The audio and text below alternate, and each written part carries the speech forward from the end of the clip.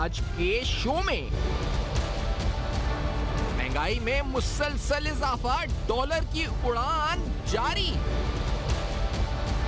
क्या आने वाले दिन अवाम के लिए मजीद दुश्वार होंगे? क्या हुकूमत को IMF की कड़ी शराइत के सामने घुटने टेकने पड़ेंगे? गाड़ियों की कीमतों में एक बार फिर से इजाफा मुतवक्के। अस्सलाम वालेकुम। बस पर्दा हकायक सनसनीखेज इंकशाफात प्रोग्राम बेनकाब में हूँ आपके साथ सिफान खान। बड़ा कंसर्निंग है नाज़रीन, अगर हम कहें तो लोग जो मेरी जो बात हो रही है मुख्तलिफ सनतकार हैं और बिलखुसूस मैं छोटे जो medium small and medium enterprises हैं वहाँ पे बात होती है तो काफ़ी कंसर्न है डॉलर की जो ऊंची उड़ान है। और फिर एक आम आदमी है कंसर्न देखें, यानी मैं हूँ, आप हैं, आप ये देखेंगे इस पर जब महंगाई बढ़ रही है तो हम कहते हैं कि जो इंपोर्टेड आइटम है ज़्यादातर, फिर हम कहते हैं महंगाई क्यों बढ़ रही है, फूड इन्फ्लेशन क्यों हो रही है, यानी जो खुराक है उसकी कीमत क्यों बढ़ रही है, क्योंकि खुराक इंपोर्टेड है तो उसकी लैंडेड कॉस्ट बढ़ती जा रही है। और हम ये देख रहे हैं कि मुसलसल बढ़ती जा रही है डॉलर की कदर। आज भी अगर आप देखें तो इंटर बैंक के अंदर 171.20 पे बंद हुआ, ओपन मार्केट में 172 तक चला गया। अब ऐसी सूरत हाल के अंदर मैं तो ये समझ रहा था, यानी मेरा जो अपना कंसर्न या मैं जो समझता था वो था कि एक तूफान मचा होगा, लोग होंगे कहेंगे महंगाई बढ़ेगी, कर्जे बढ़ेंगे। एक मैं डॉक्टर अशफाक हसन साहब से बात कर रहा था उस दिन, वो कहते हैं कि उनका जो एस्टिमेट है, अब मैं नहीं कहता कि उनका एस्टिमेट ही सही है और बहुत से लोगों के और एस्टिमेट होंगे, उनका एस्टिमेट है कि तकरीबन इससे 1800 अरब रुपए के पब्लिक डेट आपका बढ़ गया है और आपने $1 भी कर्जा नहीं लिया, लेकिन उसके बावजूद आपका 1800 अरब रुपए का कर्जा बढ़ गया without borrowing a single dollar. और जो इंटरेस्ट कॉस्ट वो कैलकुलेट करते हैं, यानी कौम का जो मजमूई तौर पे खजाने पे बोझ है 1800 अरब का बर्डन बढ़ गया डेट का, और इंटरेस्ट कॉस्ट कहते हैं कि तकरीबन 4% अगर वेटेड एवरेज आप एक्सटर्नल डेट पे ले लें, यानी 4% शरह सूद रख लें तो वो 70 अरब रुपए बनती है तकरीबन। तो वो ये एक बड़ा इंपॉर्टेंट, अच्छा ये वो जो आम आदमी पे इम्पैक्ट है, जो इम्पोर्ट आइटम पे, जो चीनी गंदम जो हम इम्पोर्ट करते हैं चीज़ें, उन चीज़ों के ऊपर जो कीमतें बढ़ रही हैं वो अपनी जगह अलग है, जो आम आदमी को मुतासिर कर रही हैं। लेकिन 1800 अरब का कर्जों का बोझ बढ़ गया, सब कुछ हो गया। लेकिन हैरानी बात यह कि मतलब हम जानते हैं कि कुछ सियासी और कुछ गैर सियासी बातें इस पर ज्यादा ज़ेरे गर्दिश हैं, लेकिन कोई सीरियस ले रहा है या नहीं ले रहा है इस मसले को? कोई गवर्नमेंट पॉइंट ऑफ व्यू से कोई सीरियस ले भी रहा है, नहीं ले रहा? मतलब जब आप बात करो किसी गवर्नमेंट के मिनिस्टर से, वो जी फला मुल्क से तो कम है ना महंगाई हमारे यहाँ, फला मुल्क से कम है पेट्रोल की कीमत, रीजनल लेवल पे आप चेक कर लें प्राइसेस, और ये तो कोविड की वजह से हो गया है, ये तो इसका पूरी दुनिया के अंदर कमोडिटी प्राइसेस बढ़ गई हैं। यहाँ जो डिवैल्यूएशन हो रही है उसका जो इम्पैक्ट आ रहा है उसकी तरफ कोई बात ही नहीं करता। अगर गवर्नर स्टेट बैंक से पूछें तो वो कहते हैं पिछले साल से, यानी जो पहले से मामला अब अच्छे हो गए, वो कहते हैं बड़े अच्छे मामला हो गए। अच्छा, फाइनेंस मिनिस्टर जो है उनकी तो हम समझते हैं कि उनकी तो ये अगर वो बोलेंगे कुछ नेगेटिव तो उसका इंपैक्ट मार्केट पे बड़ा नेगेटिव पड़ेगा, तो उनकी तो मजबूरी है कि उन्हें सब अच्छा अच्छा बोलना है, वो तो फाइनेंस मिनिस्टर की जॉब है, उनको अच्छा अच्छा बोलना उनका काम है। लेकिन उसके अलावा आप जमशेद चीमा साहब को देखें, वो कहते हैं अभी 5-6 महीने फूड इन्फ्लेशन रहेगी, और कुछ सीरियसली से मैं इमरान खान साहब के साहब का बयान निकाल के सुन रहा था और मैं बड़ा हैरान हुआ। जो वो खान साहब उस वक्त डॉलर जब बढ़ता था कंसर्न दिखाते थे, कैसे कैसे बातें करते थे अवाम में आके। 18 के अंदर 2018 में जब डॉलर बढ़ा था 125 पे गया था, उन्होंने क्या कहा था आपको सुनवाते जरा याद दहानी के लिए कि कितना कंसर्निंग होता है ये। खुद हमारे जो लीडर है वज़ीर आज़म साहब, ये हमें बताते थे कि इससे क्या नुकसान होते हैं। लेट्स हियर दिस, क्या कहा था। रुपया जून 2013 में $1 100 रुपए का आता था, $1 100 रुपए का था। आज 2018 में $1 125 रुपए का पहुंच गया। यानी कि इसका मतलब कि अगर आपके बैंक के अंदर 2013 में 125 रुपया पड़ा था, आज सिर्फ 100 रुपया रह गया है। कौम गरीब हो गई है, कौम गरीब हो रही है। जैसे मैंने कहा कर्जों का बोझ बढ़ रहा है, महंगाई हो रही है, ये इन तमाम चीज़ों के ऊपर हमने देखा है कि कोई जो है इस पर सीरियसनेस इस पर जो है हमें नज़र नहीं आ रही। यानी अब जो क्यों नज़र नहीं आ रही, मैंने जिस तरह कहा कि गवर्नर स्टेट बैंक कह रहे हैं अब बेहतर है हालात, अब चीमा साहब कह रहे हैं जी कि महंगाई 4-5 महीने फूड इन्फ्लेशन रहेगी, फाइनेंस मिनिस्टर की मजबूरी है। कुछ इकदाम जो अनाउंस हुए थे, यानी मिसाल के तौर पे 144 आइटम्स के ऊपर 100% कैश मार्जिन यानी इंपोर्ट्स को कर्व करने की कोशिश हुई थी। लेकिन आप हैरान होंगे मैं कुछ इकोनॉमिस्ट से और कुछ लोगों से बात कर रहा था, वो कह रहे थे कि जो fast moving non essential items है उन पे अभी भी नहीं हुआ है ये। वो कहते हैं इनका जो हजम है 144 आइटम का वो 1.1 अरब डॉलर बनता है। और आप आज मैं बात कर रहा हूं, आज के दिन मैंने बात की कुछ गाड़ियां जो इंपोर्ट करते हैं, जो कारोबार करते हैं उन लोगों से, वो कहते हैं आपको पता है पोर्ट पे जो गाड़ियां खड़ी हैं सैकड़ों की तादाद में 3-3 करोड़ रुपए की गाड़ियां खड़ी हुई हैं पोर्ट पे, जिन पे सिर्फ कस्टम क्लियरेंस 52 लाख रुपए जाती है।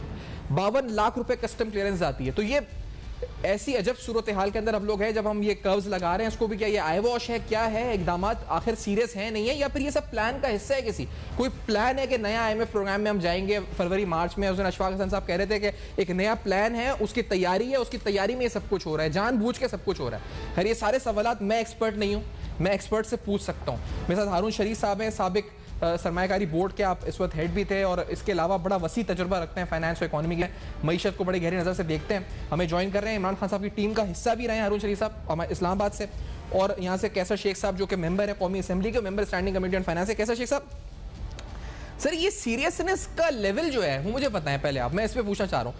अगर ये 171-170 आता और इमरान खान साहब अपोजिशन में होते और आप होते अभी, मतलब या कुछ और भी सिनेरियो होता, तो इस वक्त क्या हाल होता? लोग सड़कों पे, क्या मतलब अजीब शोर होता। यहाँ पे तो कोई डिस्कस ही नहीं हो रहा, कोई वजीर भी सीरियस नहीं ले रहा। ये सीरियसनेस क्यों नहीं है इस मसले को लेकर?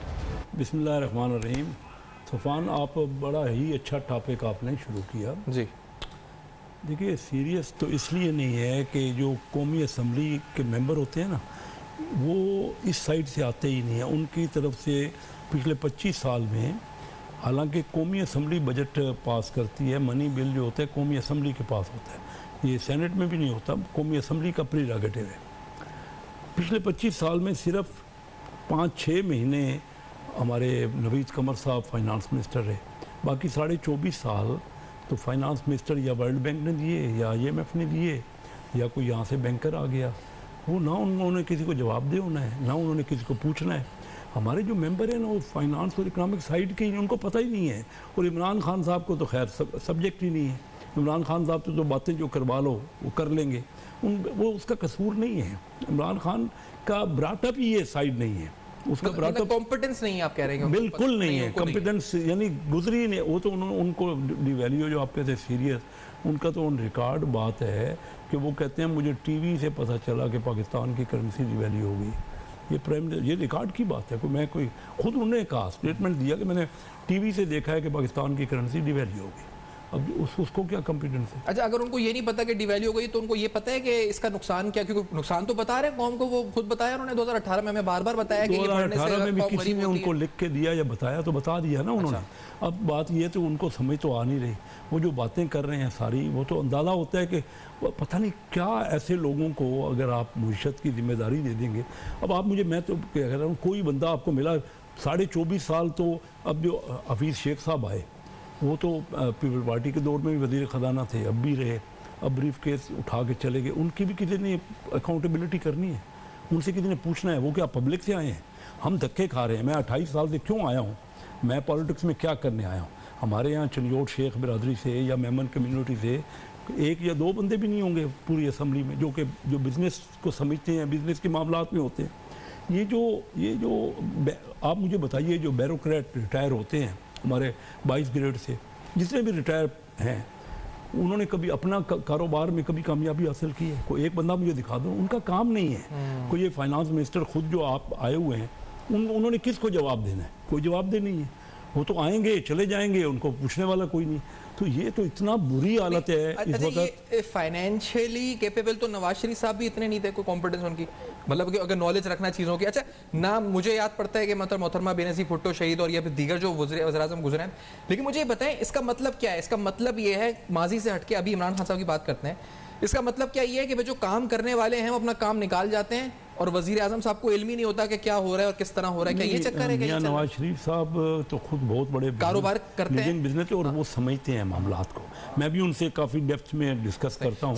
लेकिन अभी क्या कोई ऐसा तो नहीं हो रहा कि मैं जैसे उस दिन सुन रहा था, वो कहते हैं कि एक शख्स से बात कर रहा था कि ये एक नया IMF प्लान की तैयारी हो रही है और यहाँ पर वो जो कहते हैं ना, वो इकोनॉमिक हिटमैन क्या लफ्ज होता है कि वो लोग बैठे हुए हैं और वो बैठ के सारा काम चला रहे हैं, IMF के साथ, वाशिंगटन के साथ मामला चल रहे हैं सारे, और यहाँ ना किसी को, जैसे आप कह रहे हैं ना, कॉम्पिटेंस है नहीं पूछने की, और ये सब उसी की तैयारी में सब कुछ हो रहा है, इसके इकोनॉमिक प्रिंसिपल्स नहीं है इसके। IMF के पास तो हम पता नहीं 10, 12, 15 बार जा चुके हैं, कोई नई बात IMF के लिए हमारे लिए नहीं। वो कह रहे हैं 23वीं बार जाएंगे। हाँ जाएंगे, 23वीं बार या 25वीं बार जाएंगे, हम तो जाते ही रहेंगे ना। वजह क्या है कि जो पैसे कर्जा लिया जाता है ना, वो देने के लिए नहीं लिए जाते, वो तो उसको खर्च करने के लिए अपनी अपनी लग्जरी में, अपनी अपने आसाइशों में, वो वापस तो दिया नहीं जा रहा। हम जब हमारी हुकूमत 2018 में थी, इमरान खान साहब बोलते थे 1,20,000 रुपये फ़ी कस हर पाकिस्तानी मकरूज़ था। आज 1,90,000 का मकरूज़ हो गया है। ये अभी इमरान खान साहब नहीं बोलते, हर पाकिस्तानी इस वक्त 1,90,000 का मकरूज़ है। और 85% हमारी कौमी आमदनी का कर्जा है, पहली बार हुआ है। आपकी इंपोर्ट जो है वो तकरीबन 3 गुना है, पहली बार पाकिस्तान की पूरी हिस्ट्री में कि एक्सपोर्ट से 3 गुना हो गई है। आप जो कहते हैं ना, मईशत में सिर्फ थ्योरी नहीं है, लेकिन जब तक आप मार्केट मैकेनिज्म को नहीं समझेंगे, आप मार्केट की को किस तरह चलती है उसको नहीं समझेंगे। अब ये देखें ना, कितनी यानी नाअहली वाली बात है कि ये कह ये रहे हैं कि वो जो मिडल मैन है ना, वो महंगाई करता है। मिडल मैन तो यहाँ आड़ती या कोई भी छोटा दुकानदार या चीज़ें ही नहीं होंगी। कभी इससे पहले भी कभी किसी ने ये बात कही है, बजाय कि हम सप्लाई को ठीक करें। और हर दूसरे महीने तो डिवैल्यूएशन की वजह से भी हो रहा है ना, बिल्कुल हो रहा है, बहुत जबरदस्त। तो उसी की वजह से तो जो सबसे बड़ी बात है ना, जो जिस पे जोर नहीं दिया गया, पता नहीं क्या वजह है, जो सबसे बुरा हो रहा है ना इस वक्त, जिससे पाकिस्तान लूटा जा रहा है, वो ये है कि हमने 7% पे डिजिटल रोशन अकाउंट में डॉलर में दे रहे हैं डॉलर। अच्छा, मैं इस पे आता हूँ सर, लेकिन मुझे भारू जी से आपसे पूछना है, क्योंकि मैं जब ये बोलता हूँ कि मैं नहीं मानता कॉन्स्पिरेसी थ्योरीज और इस तरह से, क्योंकि I always report on facts पे बात करते हैं। लेकिन सर एक अभी इकोनॉमिस्ट से बात हो रही थी, वो कह रहे थे कि यार जो प्रिंसिपल है इकोनॉमी का वो ये है कि जब आपके रिजर्व्स बढ़ते हैं, इसका मतलब है कि आपके जो इनफ्लोज है डॉलर्स के वो ज्यादा हैं आउटफ्लोज से, चाहे वो आपके रोशन डिजिटल अकाउंट से आ रहे हो, चाहे वो आपको IMF से आ रहे हो या वर्ल्ड बैंक से आ रहे हो या कहीं से भी आ रहे हो, रेमिटेंसेस, वो जब वो बढ़ रहे हैं इसका मतलब इनफ्लोज आर ग्रेटर। और आज ही में भी स्टेट बैंक ने $25 बिलियन कहा है कि रिजर्व्स हैं। तो ये जो रिजर्व्स हैं सर, तो ये बढ़ रहे हैं, फिर डॉलर बढ़ रहा है, ये दोनों चीजें वो कहते हैं प्रिंसिपली जो है मैच नहीं करती कि एक साथ हो सकती हैं। फिर ये क्यों हो रहा है, ये जो रुपए की गिरावट हो रही है क्यों हो रही है, आप समझा सकते हैं हारून साहब? शुक्रिया। देखिए, इसके अंदर आप बिल्कुल ठीक कह रहे हैं कि जब आपके रिजर्व्स आपके इंपोर्ट बिल से 3 गुना ज़्यादा हैं, तो करेंसी का टेक्निकल ग्राउंड पे इस स्पीड पे डिवैल्यू करने पे सवालात उठ रहे हैं। लेकिन आपको थोड़ा सा इस पे डीपर जाना पड़ेगा कि जहां हमारे रिजर्व्स हैं, वहां पर हमारी मंथ बाय मंथ अगर ट्रेंड देखें, जो इंपोर्ट और एक्सपोर्ट का गैप है वो भी बढ़ता जा रहा है। और जब आपका वो गैप ट्रेड डेफिसिट जिसे कहते हैं वो बढ़ेगा, तो इकोनॉमिक फंडामेंटल के मुताबिक रुपए पर प्रेशर भी उसी निस्बत से बढ़ना शुरू हो जाएगा। ये जो प्रेशर होता है ये उस वक्त के लिए नहीं होता है, लोग फ्यूचर को प्रिडिक्ट करते हैं। तो लोगों को नजर आ रहा है कि पाकिस्तान के जो इनफ्लो एक्सटर्नल हैं वो उस लेवल से, क्योंकि एक्सपोर्ट नहीं बढ़ रही, वो नहीं बढ़ पाएंगे और हमारे आउटफ्लो बढ़ना शुरू हो जाएगा। तो जिन लोगों ने 1 साल 2 साल की प्लानिंग करनी है वो अभी से डॉलर खरीदना शुरू कर देंगे ताकि उनको फ्यूचर में महंगा ना लेना पड़े। तो जो हमारे रिजर्व हल है हारून साहब, इसका हल, इसका मतलब ये कि हमें एक्सपोर्ट्स बढ़ाने हैं और इंपोर्ट्स कम करने हैं, तो यही हल है। मैं हारून साहब एक ब्रेक के बाद मैं आपसे इसका हल पूछता हूं। एक मुख्तसर ब्रेक है, मैं आप ही की तरफ आऊंगा, मैं आपसे समझूंगा कि फिर ये क्या मामला है, फिर हमें बढ़ना आगे। ये जो आप कह रहे हैं ना आउटलुक है जिसकी वजह से ये हो रहा है, तो ये आउटलुक को हम चेंज कैसे कर सकते हैं? आफ्टर दिस ब्रेक हमारे साथ रहेगा।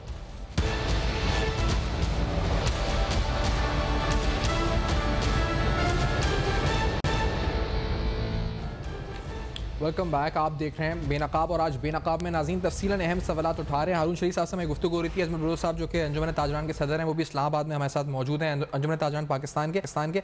मैं हारून शरीफ साहब आपसे समझ रहे थे, आपने कहा ये तो प्रिंसिपली तो ठीक है कि चले इनफ्लोज आपके ज़्यादा हैं आउटफ्लोज से और इस वजह से हम कह सकते हैं, लेकिन आप कहते हैं थोड़ा डीप जाए। आपने बोला था कि तो आउटलुक नज़र आता है। सर ये आउटलुक की फिर ये IMF की शर्त थी कोई, पहले जाने से, हमारे रिव्यू में जाने से पहले ही हमें ये बढ़ाना था और यहाँ तक लेकर आना था, एक लेवल सेट था जो हम हिस्टोरिकली जो प्रेसिडेंट है वो ये नजर आता है, जो एक लोगों के जहनों में सवाल है और लोग समझते हैं, या ये वजह थी आपको? हारून शरीफ जी, मैं जो अर्ज कर रहा था सैफा, देखिए कुछ तो स्ट्रक्चरल फ्लॉज हैं जो कोई भी हुकूमत पिछले 20-30 साल में ठीक नहीं कर पाई। पहला फ्लॉ तो ये है कि हमारा ओवरऑल एक्सपोर्ट का लेवल जो है वो 20-30 अरब डॉलर के दरमियान रहता है, जबकि हमारी पॉपुलेशन बढ़ रही है और कंजम्पशन बढ़ रही है। जब कंजम्पशन बढ़ती है तो और अगर आपकी प्रोडक्शन नहीं बढ़ती तो वो कंजम्पशन लेड इकोनॉमीज बन जाती हैं। अगर आप जीडीपी की पाए देखिए तो सर्विसेज का हिस्सा मुसलसल बढ़ता जा रहा है, जबकि एग्रीकल्चर और इंडस्ट्री का हिस्सा वहीं रुका हुआ है। ठीक है, तो ये एक फंडामेंटल फ्लॉ है जिसको हम स्ट्रक्चरली कोई भी एड्रेस नहीं कर पाया। और मेरे जैसे आदमी को जो 16-17 मुल्कों को देखता रहा है पिछले 20-25 साल से, मुझे कतन कोई तज्जुब नहीं है जो कुछ हो रहा है। मैं आपको ये बड़ा क्लियर बता रहा हूँ। जो हमारे कुछ कॉलीग्स हैं, मेरे पुराने जो वजीर हैं, दूसरे हैं, उन्होंने बजट के आसपास एक फील गुड फैक्टर देना शुरू किया कि हम हायर ग्रोथ की तरफ जा रहे हैं और ये सस्टेनेबल है, जबकि इकोनॉमिक फंडामेंटल्स पर ये ग्रोथ सस्टेनेबल नहीं थी, क्योंकि हमारी ये प्रोडक्टिविटी लेड या इन्वेस्टमेंट लेड ग्रोथ नहीं है। तो अगर आप, मैं ये क्लोज यहाँ पर करूँगा आसान अल्फाज में, कि जो इकोनॉमिक ग्रोथ होती है ट्रेडिशनली वो लैंड, लेबर, कैपिटल और टेक्नोलॉजी का मजमुआ होती है। हमारे पास ज़मीन और लेबर तो है, लेकिन हमारे पास ना नई टेक्नोलॉजी आ रही है ना इन्वेस्टमेंट आ रही है। हमारा इन्वेस्टमेंट टू जीडीपी रेशो वहीं 15% पर रुका हुआ है पिछले कोई 15 बरस से। जो हमारा कर्ज ले लेके कभी भी इन्वेस्टमेंट नहीं बढ़ा जाती, क्योंकि कर्ज तो वापस करना होता है। तो इसलिए इकोनॉमी के ये कुछ स्ट्रक्चरल फ्लॉज हैं। अब आइए आपका सवाल आईएमएफ वाला। देखिए जो आईएमएफ है, आईएमएफ एक टेक्निकल इदारा है, वो आपके बिल्कुल इकोनॉमिक फंडामेंटल्स पे वो प्रोजेक्ट करता है कि आपकी इंपोर्ट्स का बिल कहाँ जाना है और रुपए की कदर की रेंज कहाँ होनी चाहिए। उस टेक्निकल असेसमेंट पर वो आपके फाइनेंस मिनिस्टर के सामने सिनेरियो रखते हैं कि ये 1 साल के बाद हमें लगता है कि आप एक्सपोर्ट नहीं बढ़ा पाएंगे, इंपोर्ट का इतना गैप आएगा, और अगर आप रुपए को एडजस्ट नहीं करेंगे तो आपकी एक्सपोर्ट पे फर्दर प्रेशर आना शुरू हो जाएगा। मैं कॉन्स्पिरेसी पे इतना बिलीव कम करता हूं, लेकिन ये एक उनका स्टैंडर्ड पैकेज है और हमारे लिए नया नहीं है। हमारा ये 22वां प्रोग्राम है, तो इसके अंदर मुझे कोई ऐसी आउट ऑफ कोर्स जो खदशात हैं वो किया जा रहा है। जो खदशात हैं वो कह रहे हैं 23वें प्रोग्राम की तैयारी है, वो फरवरी मार्च में। अब ये इतने हालात खराब कर दिए जाएंगे यहाँ पे कि 23वें प्रोग्राम में हम जाएंगे। ये मैं सिर्फ बोल रहा हूँ कि खदशात हैं, this is conspiracy not facts. लेकिन डू यू आल्सो थिंक ऐसा कुछ है? नहीं जी, देखिए मेरा ख्याल, देखिए ना, इस वक्त हम क्या रहे हैं कि हमने स्टेबलाइज कर लिया इकोनॉमी, अब हम ग्रोथ की तरफ जाना चाहते हैं। लेकिन अगर हम अपने खर्चे कंट्रोल नहीं करेंगे और अगर हम इंपोर्ट को कर्ब नहीं करेंगे तो इस विशेष साइकिल में पड़े रहेंगे और हमें आईएमएफ की दोबारा जरूरत पड़ेगी।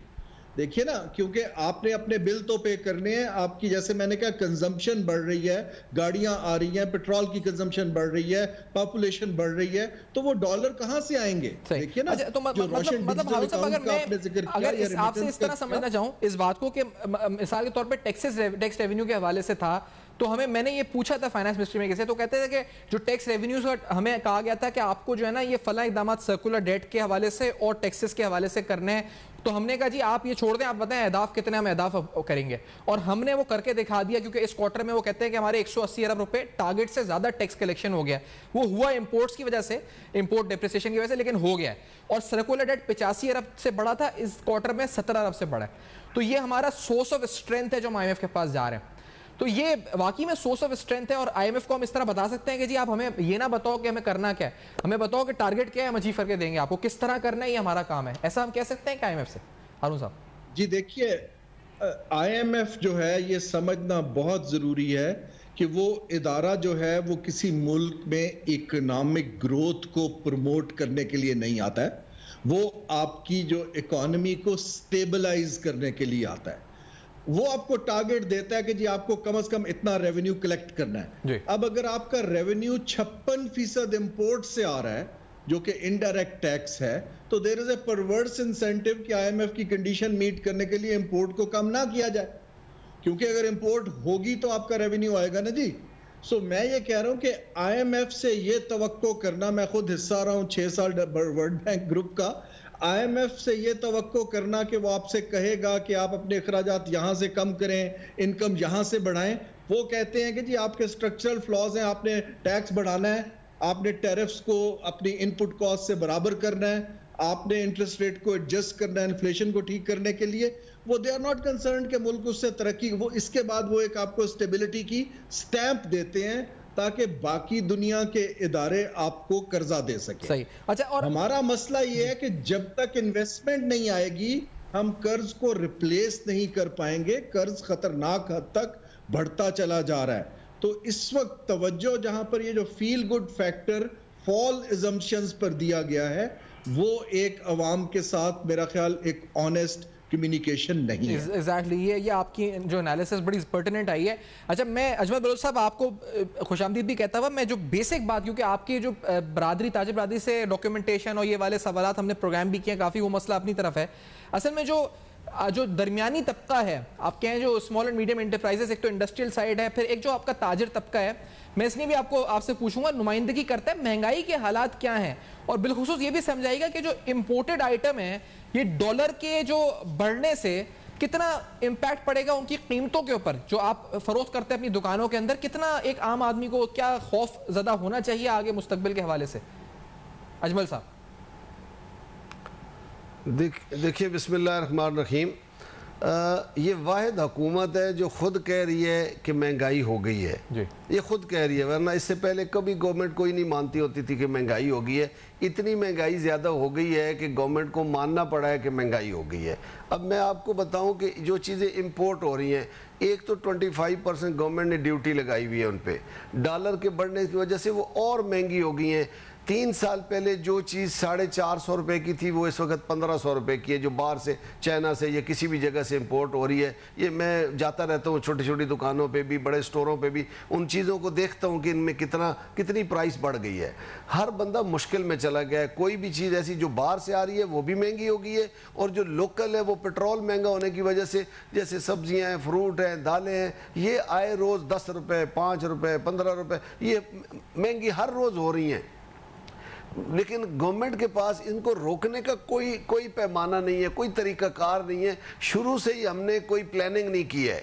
मुझे असल में आपकी आवाज़ किसी की भी नहीं सुनाई दी कि प्रोग्राम जो है क्या बातें हो रही हैं। मैं तो इस पे अजमल साहब ये बताएगा कि ये जो फिर हम तो आप जो बता रहे हैं कि बढ़ रही है, हमें तो बता दिया जाता है कि ये तो बीच में कोई आरती वारती होता है, कोई मिडिल मैन होता है, वो कीमतें बढ़ा देता है, आप तक फिर कीमत महंगी पहुंचती है, फिर आपको फरोख्त करनी पड़ती है। आप कह रहे हैं डॉलर वजह है, मतलब वजह फिर क्या ये हुकूमत गलत बताती है? क्या बड़े दावे से कह रहा हूं कि अगर कोई कहता है कि मिडल मैन की वजह से ये महंगाई होती है तो वो झूठ बोल रहा है। अच्छा। मिडल मैन आज हटा दे, 200 रुपए की चीज 400 रुपए की हो जाएगी। वो इस तरह हो जाएगी कि जो मैन्युफैक्चरर है या किसान है वो चीज रिटेलर को नहीं पहुंचा सकता है, और ना ही रिटेलर के पास वसाइल है कि वो उनसे खरीद कर ले आए। ये जब जाएगा तो बड़ा महंगा इसको सामान लाना पड़ेगा। ये सारा तरीका का देखिए, इससे पहले हुकूमतों में भी मिडल मैन मौजूद था। मिडल मैन का मुनाफा होता है 1%, 2%। मिडल मैन खुदा ना खास्ता कोई ऐसी चीज नहीं कर देता, उसको फायदा उस वक्त होता है जब वो चीजें खरीद लेता है। गवर्नमेंट की तरफ से कोई चीज ऐसी आ जाती है, महंगाई हो जाती है, तो वो उसको ऑटोमेटिकली चीजें उसकी महंगी हो जाती हैं, तो उसमें उसको अगर फायदा होता है। लेकिन ये मैं वाजे कर दूं कि मिडल मैन की वजह से महंगाई नहीं होती। मिडल मैन जिस दिन हटा दिया गया उस दिन इस मुल्क में बहरान आ जाएगा। इस मुल्क के पास तो है ही कुछ नहीं है। मुझे बताएं किसान कैसे टमाटर ले आएगा? एक ब्रेक के बाद हम वापस आते हैं। या तो बड़ा खूबसूरती से बयान किया आपने भी, और हारून शरीफ साहब ने मामला बयान किया। मैं कैसर साहब के सामने भी रखूंगा, हारून साहब के सामने भी, क्योंकि नाज़रीन बड़ा मुज़ेगा खेस है। ये क्या है कि हमें एक बात बता दी जाती है कि अफगानिस्तान जा रहा है डॉलर। आप पूछें फॉरेस्ट, आप जिससे भी बात हो रही है हुकूमत की तरफ से मौक़िफ़ आया था। अभी हम जो समझ रहे हैं कि हो क्या रहा है आखिरकार, कहीं कोई साजिश है, कहीं कोई इकोनॉमिक फंडामेंटल्स है, रीज़न क्या है, तो कुछ और कहानी है। एक जिसे कहते हैं स्केप गोट बना दिया जाता है कि अफगानिस्तान जा रहा है डॉलर, इसकी कीमत बढ़ी है। इस ब्रेक के बाद ये सवाल भी उठाएंगे, हमारे साथ रहिए।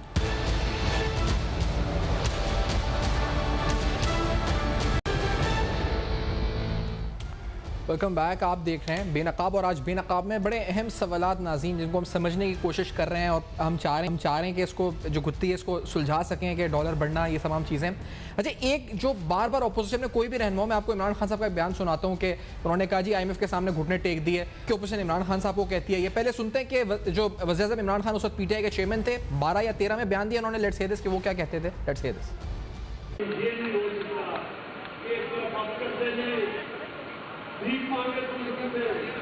IMF के सामने घुटने टेके और ऊपर से लोगों पे टैक्स भी लगा दे और ऊपर से ये बड़े-बड़े मालों में भी ये नहीं होता। IMF के सामने घुटने टेकते हैं, लोगों पे टैक्स भी लगाते हैं। अब कैसा शेख साहब, यही मामला कुछ अभी हो गया है, आप लोग कह रहे हैं कि ये घुटने टेकते हैं, ये करते हैं, लेकिन सर असल में जो आपने एक पिछले सेगमेंट में हम शुरू करते हैं ना, जब मैंने बोला कि लोग सीरियस क्यों नहीं है, तो आपने कहा था कि लोग सीरियस इसलिए नहीं है कि उनको पता ही नहीं है। अच्छा, और जिनको पता है वो की पोस्ट पर हैं, वो आप कह रहे थे कि वो बाहर से आते हैं, तो इसका मतलब घुटने टेकता कौन है? जो बाहर से आए हुए हैं वो टेकते हैं, या वो होते ही उन्हीं के नुमाइंदे आके उनके अमल दरामद करते हैं प्लान के ऊपर, या ये लोग जो सियासी रहनुमा घुटने टेकते हैं, क्या होता कौन है, कौन टेकता है? आप बताइए, कभी असेंबली में डिस्कस हुआ कि इतना बड़ा मामला कि हमें IMF के पास जाना चाहिए कि नहीं? हमारी असेंबली की क्या अहमियत? असेंबली होती इंडिया में, अगर कोई टैक्स लगता है ना, तो उसके बाद वो एक बार बजट डिस्कशन रुक जाती है और फाइनेंस कमेटी उनकी अपनी कौमी असम्बली की होती है, वो डिस्कस करती है। अगर वो अप्रूवल दे दे तब वो टैक्स लगता है। हमारे यहाँ तो चंद बंदे, मैंने कहा बाहर से आने वाले 2-3 बंदे ही सारा मुल्क चलाते हैं। यहाँ पे ना बजट सिर्फ डिस्कस होता है, किसी की कोई वो नौकरी पे होते हैं, जैसे गवर्नर स्टेट बैंक है। जी जी। अच्छा, वो तो प्राइम मिनिस्टर को बताते हैं हम इतना पैसा लेकर आ गए, रोशन प्राइम मिनिस्टर तारीफ भी करते हैं उनकी। प्राइम मिनिस्टर साहब पूछते नहीं कि ये शरह सूद पे लाए हो, या ये जो मिसाल के तौर पे ये जो अभी हम डिस्कस कर रहे हैं सारा डॉलर वॉलर, तो ये वो ब्रीफ करते वजह से ऐसा सवाल नहीं पूछते काउंटर के, यार ये आप क्या? मेरे भाई, अगर प्राइम मिनिस्टर साहब ये सवाल पूछते या उनको पता होता, तो ये रोशन डिजिटल अकाउंट पे 7% डॉलर में दे रहे हैं, और अपने सारे जानने वाले तलक वाले जिनको उनको पता था कि पाकिस्तान की करेंसी डिवैल्यू होनी है, 7% में तो वो दे दिया, 13% इसलिए 4 महीने में और बढ़ गया, तो 20% लूट मची हुई है, पाकिस्तान लूटा। प्राइम मिनिस्टर ने कब ये पूछा? और हॉट मनी भी तो मामला था एक। हॉट मनी तो शुरू में जब हुकूमत आई ना, तो 13% पे ये स्टेट बैंक के गवर्नर साहब ने 13% पाकिस्तान रुपए में दे दिए। अब सारा पैसा वो भी तलक वालों का आ गया कि उनको ये पता था कि इन अगले 3-4 महीने में डॉलर और पाकिस्तान की करेंसी को कोई फ़र्क नहीं पड़ना। इसका मतलब जब वो सारा पैसा वापस गया तो 13% डॉलर में गया। ये इतनी बड़ी बातें हैं, ये क्या छोटी-छोटी आप फायदा पहुंचाया गया, पहुंचाया गया। नैब पूछ सकता है, और इसको कोई पूछने वाला, नैब ने को तो निकाल दिया। अभी स्टेट बैंक को कहा है नैब के दायरा इख्तियार में ही नहीं है, उसने तो छोटी-छोटी बात पूछनी है नैब ने। ये क्या, स्टेट बैंक को भी निकाल दिया गया, आपने कैबिनेट के भी फैसलों को निकाल दिया, आपने जो कमेटियों का फैसला है उनको भी निकाल दिया सारे, और FBR भी नहीं है। तो मुझे ये बताइए नैब का क्या, असल में ये जानबूझ के सारा कुछ हो रहा है। जब से पाकिस्तान बना है, मुझे बताइए ना कि इतना कर्ज हो गया, वो लगा किधर? किसी ने अकाउंटेबिलिटी कितनी की? थ्रू आउट जो 74 साल में कर्ज हो गया, हर बार बढ़ जाता है। अभी 85% हो गया। देखिए ना, हारून रशीद साहब ने बहुत अच्छी बात, हारून शरीफ साहब ने बहुत अच्छी बात की। वो समझते भी हैं क्योंकि वो खुद रहे हैं मामलात में। इसी तरह बिजनेस के आपका जो सफदर ये आपके अजमल बलोच साहब, उन्होंने अंजुमन ताजरान से उन्होंने भी बताया ना, ये नाम क्या बता रहे हैं कि मिडल मैन की वजह से महंगाई हो रही है। हालांकि उन्होंने सही कहा कि अगर आप मिडल मैन को निकाल देंगे तो प्राइस 100% तो एकदम बढ़ जाएगा। मैं हारून साहब आपसे पूछना चाहूंगा कि सिंपल सा सवाल है कि are the measures announce to curb imports, यानी जो इंपोर्ट्स को मेजर्स जो अनाउंस किए कर्ब करने के लिए स्टेट बैंक ने 144 आइटम है शायद, और आर दे सफिशिएंट? हारून साहब देखिए, इस वक्त मैंने आपको कहा ना कि there is a perverse incentive के इंपोर्ट आती रहे, क्योंकि आपने टैक्स के नंबर्स कलेक्ट करने हैं जो कि इकोनॉमी से वैसे नहीं हो पाएंगे। लेकिन हमें जो लग्जरी आइटम्स हैं, जैसे आपने बताया कि 3-3 करोड़ की गाड़ियां खड़ी हैं, वो ये मुल्क इसका मुतहम्मल नहीं हो सकता कि हम डॉलर्स के अंदर उसकी पेमेंट करें। तो हमें 1-2, मैं जो सिर्फ प्रोडक्टिवली इस डिस्कशन को आगे लेके चलता हूँ, हमें 3-4 स्टेप्स जो हैं मैं रेकमेंड करूँगा। एक तो हमें इंपोर्ट को कुछ 25% घटाने की ज़रूरत है, और उसके अंदर WTO के तहत हमारे पास प्रोविजंस मौजूद हैं, तो हमें उसको नीचे लाने की ज़रूरत। दूसरा, हमें देखिए अब कोई कोविड की वजह से और हमारी दूसरी वजूहात से कोई नया प्रोजेक्ट लगाने अभी कोई फॉरेन डायरेक्ट इन्वेस्टमेंट नहीं दिख रही आती, लेकिन हम देखिए 3 बरस में एक भी चीज प्राइवेटाइज नहीं कर पाए हैं। तो प्राइवेटाइजेशन से भी तो इनफ्लो आता है ना जी। अगर हम स्ट्रेटेजिकली बेचें तो मेरी राय ये है कि उसको स्पीड अप करें। हम तो एक लाहौर का सर्विसेज होटल था, वो भी नहीं बेच पाए। तो मुझे समझ नहीं आती कि प्राइवेटाइजेशन की वजारत या कमीशन को क्यों रखा हुआ है। सो हमें चाहिए कि 4-5 अरब डॉलर, जिसमें इंटरनेशनल इन्वेस्टर्स का इंटरेस्ट था LNG बेस्ड पावर प्लांट्स में या चीज में, हमें उसको प्राइवेट, ये सिग्नल्स होते हैं कि हुकूमत जो है इनफ्लो के लिए क्या कर रही है। अपना खर्चा घटाएं, जो हमारी एक्सपोर्ट को बढ़ाने में वक्त लगेगा, क्योंकि आपके पास जब तक सरप्लस प्रोडक्टिविटी नहीं होगी और इंटरनल कंजम्पशन की डिमांड ज्यादा होगी तो हम इतनी एक्सपोर्ट नहीं बढ़ा पाएंगे। दूसरा चीज, जो रोशन डिजिटल अकाउंट, मैं इसको सपोर्ट करता हूं, लेकिन ये अगर 5% पर भी हो तो ये इतना ही अट्रैक्ट करता, क्योंकि इंटरनेशनल इंटरेस्ट जो रेट है वो निग्लिजिबल है। तो हमारे ऊपर जो कॉस्ट पड़ रही है वो तकरीबन उतनी है जितने में हम बॉन्ड फ्लोट करते हैं। अकाउंट्स की कॉस्ट उससे 200 बेसिस पॉइंट, लाइक 2%, मेरे हिसाब से कम भी होती तो पाकिस्तान के लिए बेहतरी होती। अगर हम ये 3-4 चीजें लें, और मैं क्लोज इस पे करूंगा कि जो आपकी बात है, हुकूमत को ये बड़ी अपफ्रंट कम्युनिकेशन करने की जरूरत है कि हम ये इशू है, हम इसको रिकग्नाइज करते हैं। ये 4 मेयर्स हैं जो अगले 6 माह में इसको कुछ सहूलत देने के लिए हम कर, वो कम्युनिकेशन हो नहीं पा रही है। एवरीथिंग इज अबाउट कि हमने IMF के साथ नेगोशिएशन कर लेनी है, जो 22 दफा कर चुके हैं, तो इस दफा क्यों नहीं कर पाएंगे? एग्जैक्टली है ना। और ये जो आपके सोल्यूशन है, अजमल बलूच साहब, मैं आपकी भी राय जानना चाहूंगा इस बारे में कि अब आप बतौर ताजिर और उनकी नुमाइंदगी करते हुए आप क्या समझते हैं कि, क्योंकि अगले 4-5 माह तो बहुत भयानक नजर आ रहे हैं। हम जो अभी ब्रेक में बात कर रहे थे, कमोडिटी प्राइसेस बढ़ने वाली हैं, क्या आपको कोई उम्मीद है और आप क्या चाहते हैं हुकूमत क्या करे? बलूच साहब देखिए, आपके जो मेहमान बैठे हैं उनकी आवाज़ मुझे नहीं आ रही है, मुझे सिर्फ आपकी आवाज़ आ रही है। अच्छा, तो मैं आपके सवाल का ही जवाब दे सकता हूँ कि मुझे पता नहीं चला कि बाकी दोस्त क्या कह रहे हैं। मसला ये है कि हुकूमत को, अव्वल तो असल में इस हुकूमत के पास तजर्बा कोई नहीं है। पिछली जो 2 पार्टियाँ थी वो 3-3 हुकूमतें कर चुकी हैं, उनके लोग मेच्योर हो चुके हैं। ये इन लोगों को अभी तक पता नहीं